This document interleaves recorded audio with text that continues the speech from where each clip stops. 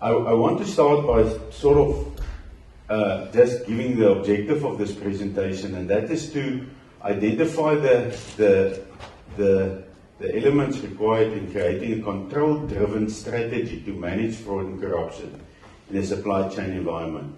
Now, I don't really like talking too much about the fraud and stuff that happens, because we sort of get overexposed to that. I mean, you read in the papers and so on as well, but one sort of need to understand what is the typical abuses so that one can understand how to address those abuses. And hopefully my presentation today is going to help you to understand the tools that you have to actually reduce the fraud risk in your supply chain environment. I want to start off by talking about the three major categories of supply chain or procurement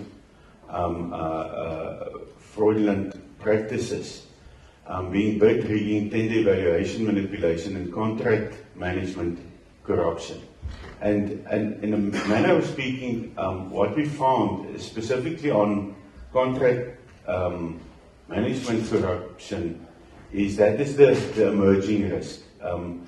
The rules has become so tight in the procurement process that the devious practices has moved on to contract management. But bid rigging, and this is a very, very complicated definition, but it basically boils down to a practice of the suppliers that colludes. Now, yesterday we spoke about the whole open bidding and closed bidding story, and open bidding unfortunately also become a conducive environment for collusion, because everybody knows who everybody else is. There's a classic example, and once again we treat it as a supply chain or procurement best practice, where we create panels of suppliers. The problem with the panel of suppliers is if they know who the other one is, they can go over a game of golf or a couple of drinks, they can go and agree who gets what when. And by just not being available or cover quoting each other or stuff like that. So when we're talking about bid rigging, there are certain red flags that you need to be aware of, and then you might realize that you might be the victim of bid rigging. And this is really relevant to the supply chain guys, because this stuff, it happens regularly, and we sometimes don't have the terminology to describe it or spot the issue. So obviously there's the intentionally not submitting bids. So for instance, if you run a quotations procedure, or if you're running a tender procedure, and there's some big players in the market that you normally know plays, and then suddenly they don't play. They just don't come. Do the effort to go and ask them, why did you not submit a bid? Sometimes they'll tell you your specification is flawed or biased, or it looks like you're favoring a certain service provider or something like that. And that also gives you an opportunity to learn. Another scenario is a bidder withdrawing his bid. Now, there was a specific case study here in the Eastern Cape where the guys did seed supplies, and one company, okay, later on turned out they had the same directors, so they really knew how to play the game. They each had two different companies had bids in. The one won, and the other one came second. Then the one who won withdrew, and they ended up making 2 million rand extra on the deal, because the second guy was 2 million more expensive. So that's a typical withdrawal scenario. Submission of non-competitive bid that's too high to be accepted, or contains terms that's unacceptable. Once again, it might be intentional. Those guys know they're going to be eliminated, but they're just doing it so that it creates the perception of competition. Submit a bid by arrive by agreement. That means some oaks first agreed who's going to submit what price, so they basically agree who's going to win the bid in the way we evaluate bids at the end of the day. And then they also do, and this was the classic case when came to the 2010 World Cup was the construction companies colluded in terms of who's going to build which stadium. So they rigged the bidding in a manner of speaking to make sure that everybody gets a piece of the pie, and but he gets a piece of the pie that's most suitable to himself. And obviously the Competition Commission later on took them to task and really punished them well. Then the other one is this underquoting combined with extortion. And this is a nasty one, especially if you're in an infrastructure environment. Imagine that you run a construction or an infrastructure bid, you get a winning bidder, the price is fantastic, but it's actually too good. And once they take control of the site, now you committed to spend the money, it's in the budget, it is for that financial year, rollovers are frowned upon, and the guy says, no, sorry man, you know I made a mistake. I totally underquoted certain things and I need a variation order.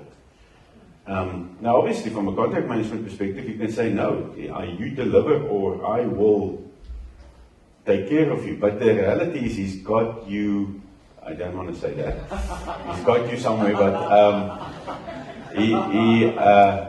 you're in a compromised situation and you end up giving in to the pressure, and it boils down to extortion. Now, what I normally tell, and it happens all the time in the human settlements environment, in these RDP housing projects, and what I normally tell the procurement managers is it's their fault if that supplier ever comes back into the game. Because what you end up doing with a supplier like that, you say, okay, fine, I can see you're extorting me now.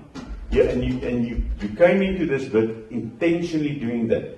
So I'll give you the variation order, but that's the last time you work for this institution.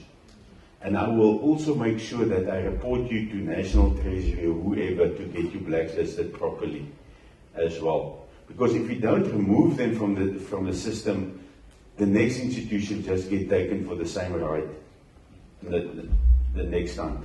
Tender manipulation is something that happens more inside your organization. It also requires an element of collusion, normally in between staff or certain senior employees that's in the bid committees, and it could happen anywhere. I mean, the reality is there's many tricks to ensure who wins the bid, and I hope by me telling you that my function is transversal risk management, internal audit, and forensic audit. So we know about these things, and we go out to catch people on these things. So targeted specifications is specifications that's designed for a targeted bidder. We also spoke about that yesterday briefly. There's a tampering with documents, just remove the tax clearance certificate, although CSD is now supposed to have taken care of tax clearance certificates. So there's a lot of issues that's solved. I don't know if the universities are using CSD, the National Treasury. If anything, I get goosebumps because now I'm going to give you some real value today. If anything, subscribe to the National Treasury Supplier Database. This thing has got validations built in all over. It checks against bank, it checks against SARS, it checks against CIPC. So it does all the checks and balances that you need to do. And it's free. It doesn't cost you a cent. There's no subscription fees. You contact them and you become a registered buyer. You can also advertise your tenders on that thing. And it's available to all government institutions. So the website is www.csd.gov.za. And there's a buyer section and there's a supplier section. You strongly encourage, actually you must rewrite this. There's circulars out that sort of says that we're compelled to actually make use of this system. Okay, so it removes so much documents from your bid process. Yes, it adds another couple of new complications that you need to get to learn, but it is really worth your while subscribing to that system, because it takes a lot of responsibility of the supply chain function or of the procurement function of the organization to do the supplier validations. I mean, one of the nasty validations that you need to do is check if the person is on the national database for restricted suppliers. I mean, it's impossible to check that, because it's just a list of millions of companies, and it's not even an Excel. It's given to you in PDF, so some person has to kill himself going through the pages. Okay, and there's another manipulation mechanism assisting bidders to complete the bids. So you just leak the specs before the time and you coach them a bit what is expected. The inconsistent and subjective evaluation also opens the door for litigation. So most of the cases, and yesterday Helen Venter was here, and myself and her know each other very well, discussing interesting court cases. And most of the court cases out there normally relates to some poorly written specification at the end of the day. So sometimes it's let's call it by accident, but sometimes it's intentional, so that you can end up using subjective mechanisms to pick the supplier you want.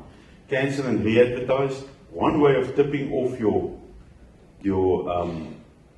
bidder about how to respond is you actually make the specification public through an advertisement, and then you cancel the bid. Now you give the people all the time from the first advertisement to the next advertisement, but by the next advertisement things are urgent and you close quickly, which sometimes could result in somebody getting favored. And then the nastiest one out there is delay the process. So we call it bad planning, but sometimes it's deliberate delay, where a project gets delayed till the point that it's a crisis. Now we're too close to the financial year end and the money is not spent, and then suddenly say, guys, all stops pulled out, we need to award this thing. Now the crisis allows for a deviation, and the deviation is actually the cheat vehicle at the end of the day. Then we get to contract management. So, as I've mentioned earlier, the contract management corruption is an emerging trend because of the supply chain procedures being tied up and tighter than usual. Now the new trend is that you just wait, you go in with a low bid, you have some official or internal party that is friendly towards yourself, you make a pre-agreement that I'm going to come in low, but you guys can sort me out with variation orders so that it becomes affordable. And at the end of the day, that system automatically results in you knowing who the winning bidder is the guy who's going to be bidding the lowest. Okay, so the contract management corruption, the types of corruption we talk about there is what we refer to as fiscal dumping, which is a prepayments. This is typically where you get to the end of a financial year. I don't think universities are that exposed, but municipalities and government departments, this is their playfield. As a matter of fact, and maybe I'm not going to tell you something that you might not even know, universities is an excellent dumping vehicle, which means I go and I pay all my tuition fees for all my interns and my students and everybody up front for the year, for next year, that I don't even know who they are yet, just to make sure the money is off my budget, because they do cash flow accounting, meaning if the cash flows, the expense is recognized. So, but at the end of the day, it becomes a huge risk of not getting value for money, where the party receiving the money could end up or abusing the money themselves, or you end up not actually getting value for money because the thing doesn't materialize the way it's supposed to. Payment facilitation, or we also know it as bribes. The classic case of your invoice gets delayed till you make sure that certain people get a bit of a greasing money to make sure that the invoice flows, otherwise it stays at the bottom of the inbox. the acceptance of poor value. So sometimes the supplier really delivers junk, and the guy who is supposed to receive the stuff just signs off on it. Now maybe he got something out of it to sign off on it. So once again, that's a contract management manipulation. I did speak about variation orders and how it's used. The deliberate delays to force contract price adjustments is another angle that's being used. So once again, human settlements is a typical victim of this kind of environment, but in your construction environment, that's a big trick of the suppliers. So what happens is you have a infrastructure project and you sign a JBCC contract. JBCC contracts are contracts that's very favorable towards the service provider, towards the contractor.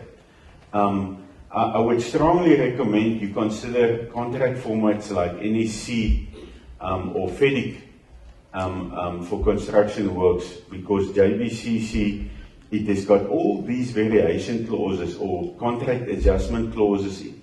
And all the supplier need to do is, if there's 3 clouds in the sky, he says, no, it's raining, we can't work today, standby time. And next week he comes back and he says, no, the ground is waterlogged, extra cost for the civils.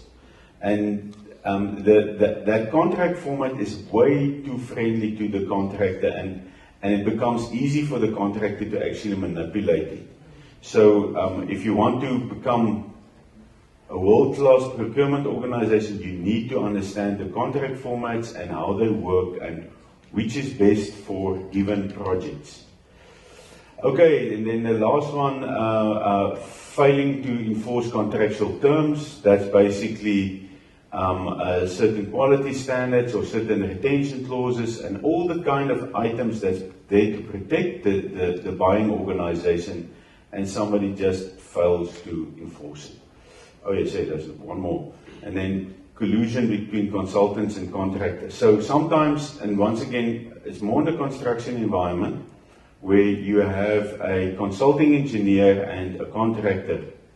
And we have a particular problem here in the Eastern Cape where today you're the consulting engineer, tomorrow you're the project manager, the next day you're the quantity surveyor, the next day you are the design engineer.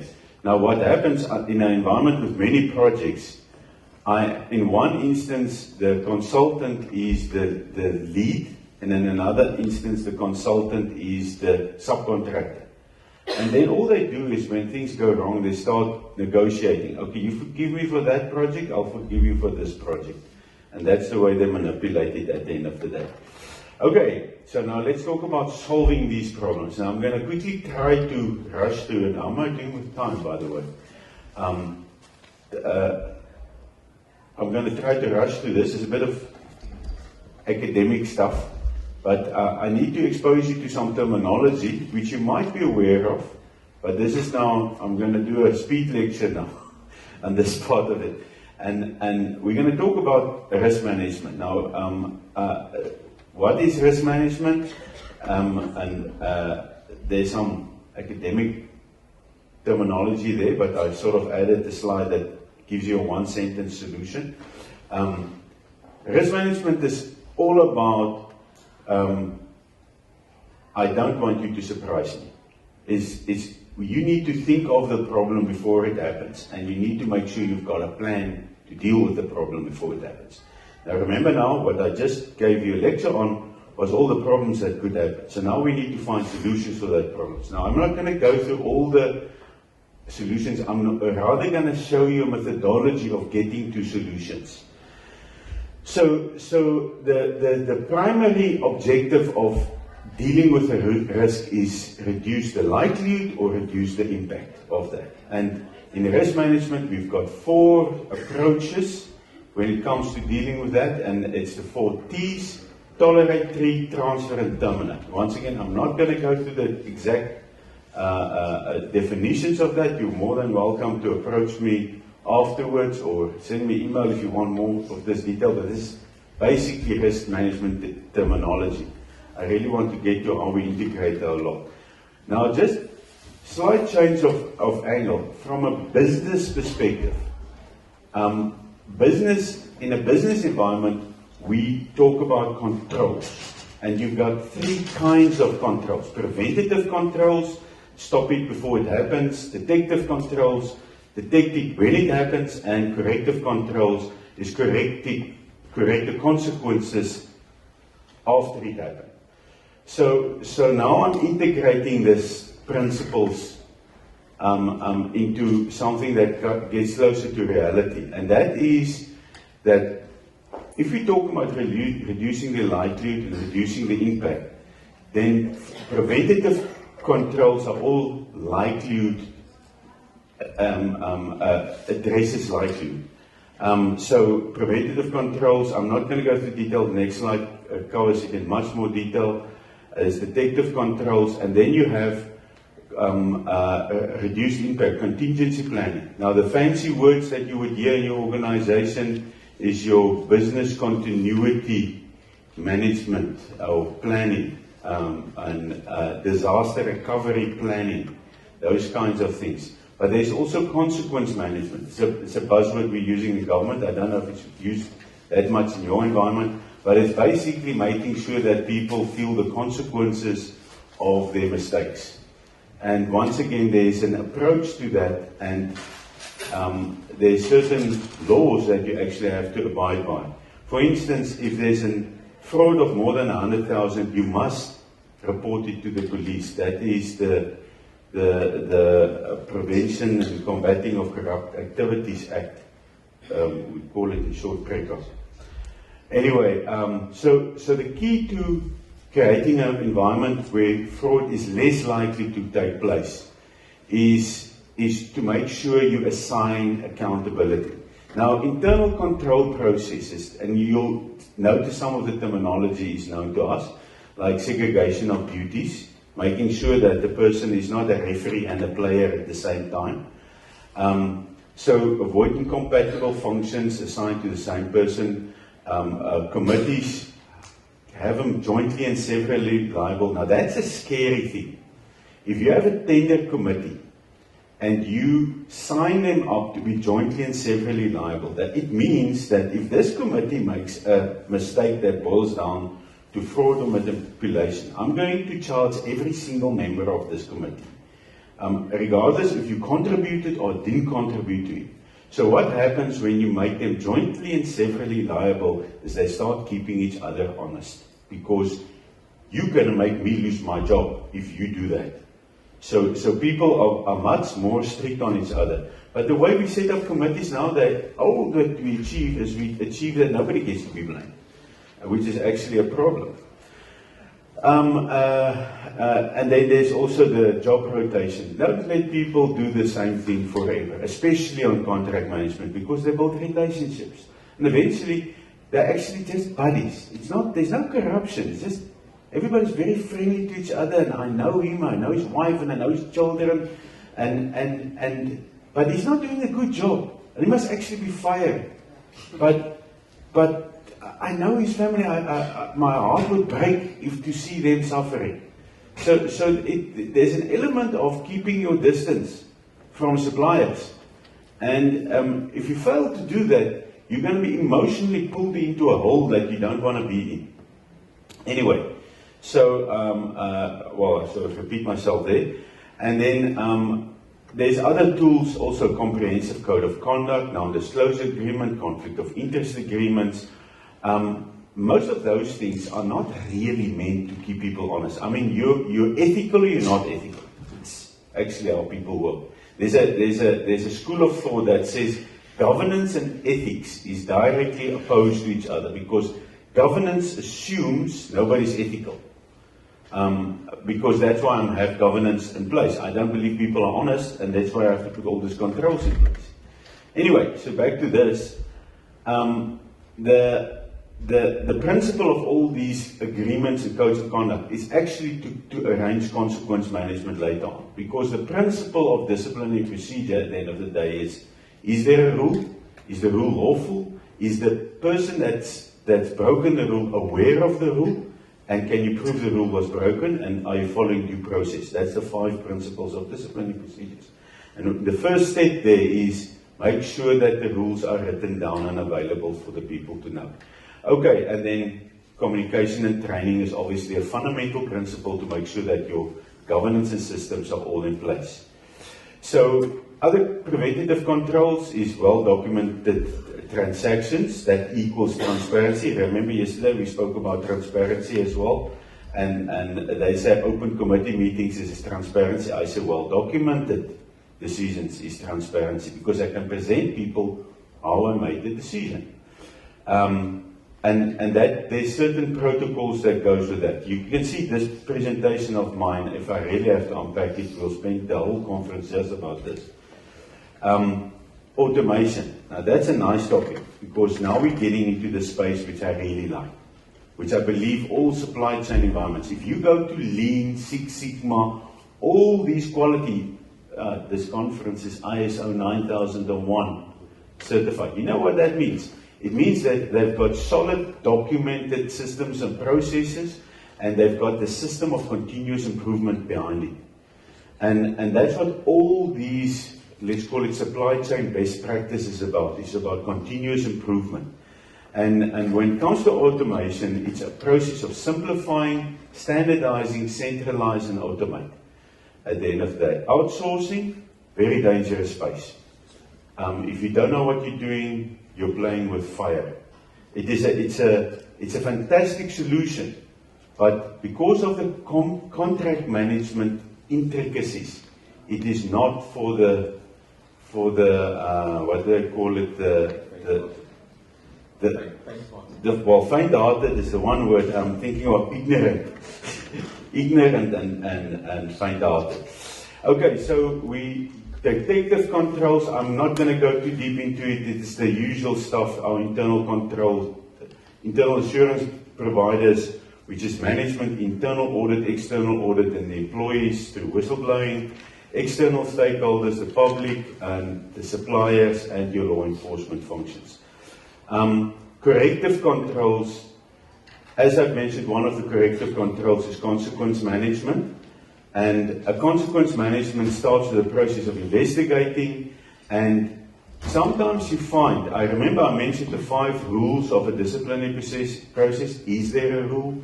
Is the rule lawful? Is the rule known to the person that broke it? Do you have evidence that the rule was broken? This is what forensic investigators try to prove. If any of that first 3 is missing, you can't prosecute.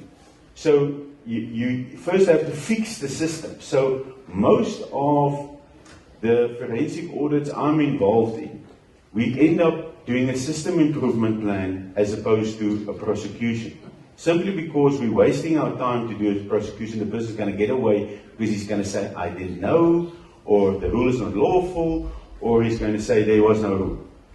Anyway, so I'm going to end with this slide, very busy slide, but and it's brand spanking new. It's the first time in the whole of South Africa that you see this slide because it only got created yesterday. Actually, this morning, 4 o'clock. I didn't go to the party. So, and hotel rooms is not the nicest place to sleep. Anyway, so what I'm showing you here is just an approach. And I would once again strongly advise you, if there's something worthwhile doing out there, there's a process called Coburn. Coburn is you would hear the IT guys talk about it all the time. But it actually is not. By the way, this is my last slide, just in case you want to cut me short. You will hear the IT guys talk about Coburn and Coburn best practices. But Coburn, yes, it is about IT, but it starts with the business. It's a process of identifying what the business needs and then eventually translate it into the IT systems and processes. And it almost says that, for instance, one of the things that really makes me angry is if a department comes to me and they say, no, we've got a solution to this missing documents problem of ours. We got the service provider, they're selling us a document management solution. And I say, but wait now, if your paper system doesn't work, What is the root causes for it work? Well, it's not electronic, we can't scan the documents. And then it turns out, no, they don't have the discipline to file it in the first place. So if it's a discipline problem you have, you're going to have it in an electronic system or in a manual system. And then I turn around and says, you know what the document management solution is going to do for you? It's going to allow you to lose the document faster. Because that's what IT does. It makes things faster. So you make the same mistakes just faster.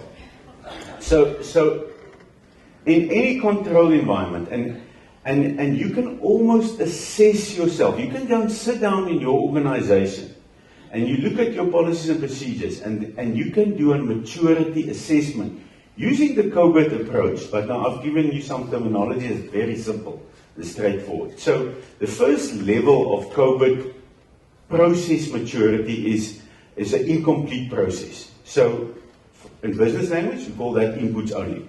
So that means I go to work every day, but I do nothing. That's an input. The second level, which is called a perform process, is I go to work every day and I do something. Although I don't have much of an output, there's at least something happening. So input plus process equals an output. That's systems thinking, also known as. The next level, which is now called a managed process, is I've got input, a process, and preventative control. So there's some steps in place that make sure that I do what I'm supposed to do. And that gives me a managed output. But once again, that output could still be inconsistent. So the next level of maturity is I have inputs plus process plus preventative controls plus norms and standards. Now I'm saying, what am I trying to achieve? What is the absolute minimum I need to do? How much, for argument's sake, how much quotes must I get? Now, that's a norm. If I say a minimum of 3 quotes, that's a norm or standard. And so you can add norms and standards. That becomes an expected outcome. Now at least I've got the elements to say this is what's supposed to happen. But you must know, there's things goes wrong. So I need to sort of have a mechanism to see what's going wrong. That's my detective controls. So once my detective controls is in place, I'm at the maturity level 4, which says I now have a predictable process. A predictable process is now we're starting to talk ISO 9002 language, quality. So quality, the definition of quality is not, I always make the joke that which one is a better quality car, Toyota Corolla or BMW 320i for Sheshe? And a lot of people say, no, the BMW is much more expensive. No, you're perceiving it's more expensive. It's just a higher standard car. Actually, it's a lower quality car because it breaks more. Because there's so much stuff on it that breaks. So quality, the definition of quality, and if you learn nothing today, you're going to learn what quality is. Definition of quality is consistently meeting the standards. And that's what we, at process level 4. But what we really want to achieve, and this is the ultimate outcome, this is what supply chain is seeking as a profession, and what this Lean Six Sigma and all these other ISO standards are trying to achieve. We're trying to achieve continuous improvement or optimization. And optimization can only be achieved through one thing and one thing only. There need to be a step right at the end of your process that double checks that everything that goes wrong gets corrected. And that is your corrective controls. So all of those process steps with corrective controls puts you on the cycle of continuous improvement. You've heard of learning organizations. It's not when everybody goes to conferences or courses. It is actually an organization that learns from its mistakes. And that's continuous improvement. So that's basically where I end. So back to our topic. When it comes to corruption, the reality is you're dealing with a snake. He's constantly moving and he's constantly trying to get into another hole into your systems and processes. The only way of stopping corruption is you can have the best system today in the world. Tomorrow the crooks has got another way of getting in, and they will rip you off again. Is a system that is constantly learning, a system that's constantly figuring out what goes wrong, and every time a hole appears, plug the hole. Continuous improvement. Thank you very much.